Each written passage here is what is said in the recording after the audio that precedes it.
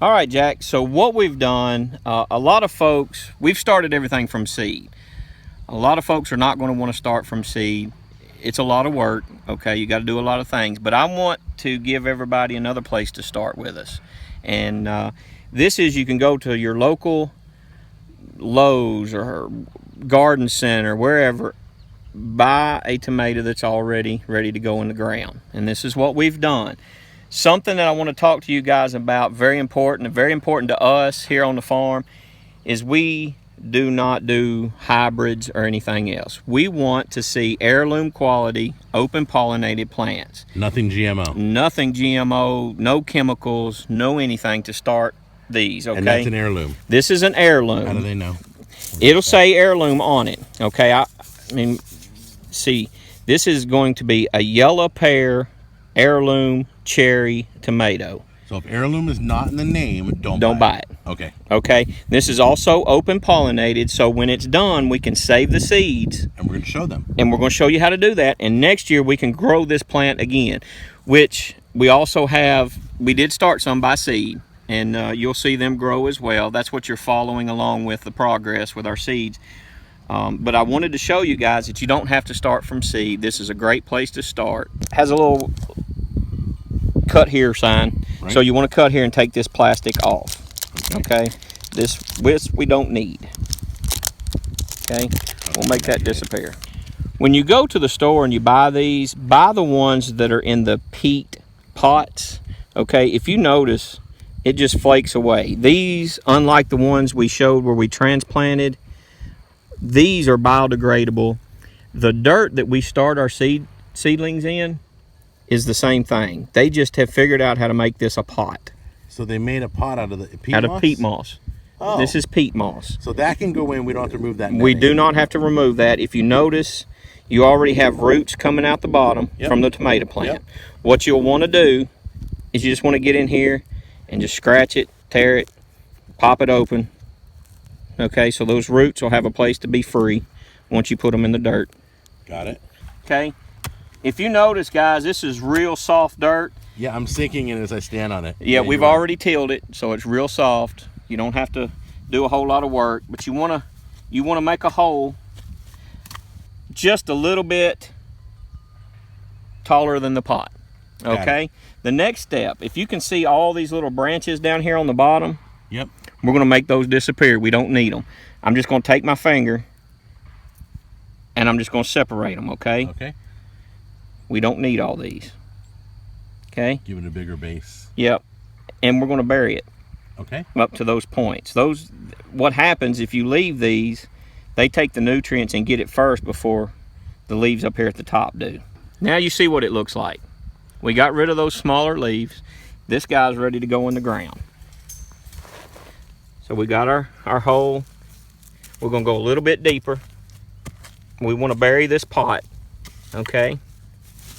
Now you just want to fill in. Give it a little press down. Not hard. You don't want it to pack too hard. But just a little press so all the air's out. But that's all there is to it. You just want to give it a little tap when you're done. Give it a drink of water. Yep. And that's all there is to it. Okay, guys, I want to talk to you about rotation as that bee flies around my mouth. We're going to get ready to show you how to plant potatoes. Last year, my potato plant were right there where the tomatoes are. Okay? Right. This year, we're going to rotate. We're going to put them on the other end of the garden. Different vegetables and different fruit take a lot of nutrients out of the soil, so you never want to plant the same thing in the same bed 2 years in a row. Really? I always rotate them. Even though we add a lot of compost and all the soil amendments that we make here, I still rotate my crops. I keep a book of every year where I plant everything, and we rotate it. We never put the same thing in the same place twice. Cool. All right. Just to be safe. So we're doing potatoes right now? Potatoes right now. Let's show everybody what a potato seed looks like. Are you ready? Are you ready? Yeah. Looks just like a potato.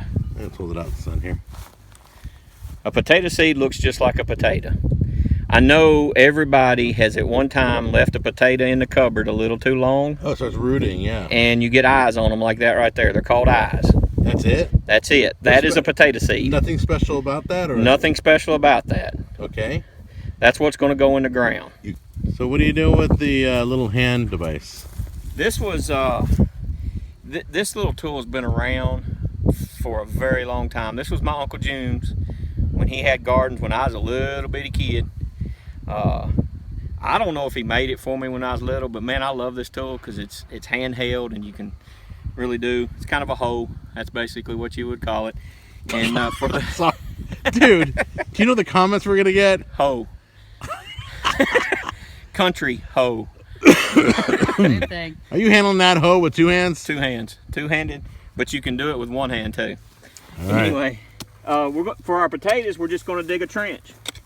Okay, here's your potato seed. Looks just like a potato with eyes, and that's what it is. When we get ready to put it in the ground, you can see this one has 2 sets of eyes. Okay, what we're going to do is we're just going to cut this guy in half. Really? Now you have 2 seeds. Oh, okay? Really? Each eye will produce a potato plant, and anywhere from 6 to 12, maybe more, potatoes. So here's your potato seeds. The next thing you want to do, we're going to go to the ground with them. We got our trench. We're going to put these eye facing up, okay? Right. Eye facing up. Yep. About 1 foot apart. Oh, wow. Okay. Okay? Eye facing up. Then all we do is cover. Cool. That's it? That's it. Could I grow one of these, 1 eye, in a pot like on my patio? You can, and it's a great idea and a great experiment we can do. I've seen a lot of people that put them in, build different apparatuses, and they build them up.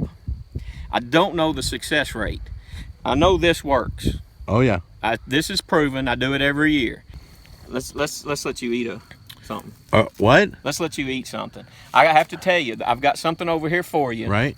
And it's been all day trying to keep my granddaughter off of it because she saw it and she was like, I want it. And I was like, no, we're saving that for Jack. All right, what is it? He's got to take. Let's go try that. Leaf there. Don't eat the leaf part. All right. Okay, so I'm touching the strawberry. First of all, the texture doesn't feel anything like a strawberry in the store. Mm-mm. It's moist. It's a little tacky. Yeah, a little it's soft. Soft. It's, oh my goodness. Okay, here we go. It's super tiny.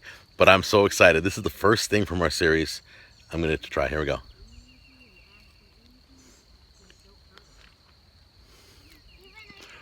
Okay, dude. A whole strawberry pie just exploded in my mouth. Is that not amazing? I've never...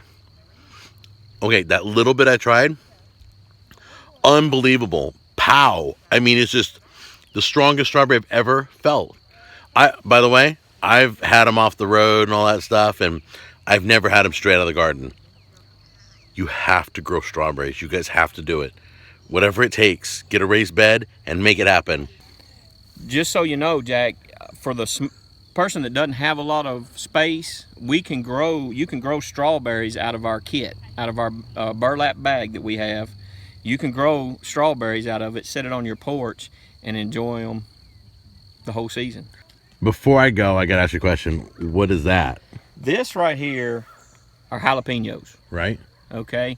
And I want to show everybody that they don't need a lot of space to grow things. Okay. We're going to grow these jalapenos in that bag. Just in that bag of soil. You're going to use that bag. They're actually going to be in that bag. They're going to grow out of that bag. Physically in the bag. Physically in the bag. They're going to stay right there. That's all the space you need to grow these jalapenos. You can grow tomatoes in there. You can grow peppers. But I wanted to put jalapenos in them. Let's do it. Let's do it. I'm going to show you how to do it. That's all the space you need. Serious? That's it. You ready? I'm ready. Go ahead. Okay, what we're going to do is get you a little razor blade. Right. And what you want to do is you want to leave an edge, okay? About where that yellow line is, we're just going to cut this middle out. Okay. And you could even do somewhat of a smaller one if you wanted, a little bit. You can. You can do it with that out. You don't have to use this big a bag. You can use a smaller one. You can use a 40-pound one. Whatever size you want. But I just want to show you that it doesn't take a whole lot of space to grow vegetables. So for everybody out there that says, I just have a patio or a deck or something, I want you to try this with us, okay? We're gonna grow something and I want you to send me pictures of it, okay? So basically we're just gonna pull these out just like we would any other plant. Okay, you got your pepper plant. You just wanna dig a hole right here, bury that pepper plant up to the first leaf, first set of leaves, pack it down, that's it. All right, how many can we put in a bag this size? Okay, what you can get in this size, you can go one in the middle, one on the side, and you can do, so you can have 6 total. Okay guys, here we've planted, you can get 6 jalapenos in this little bag.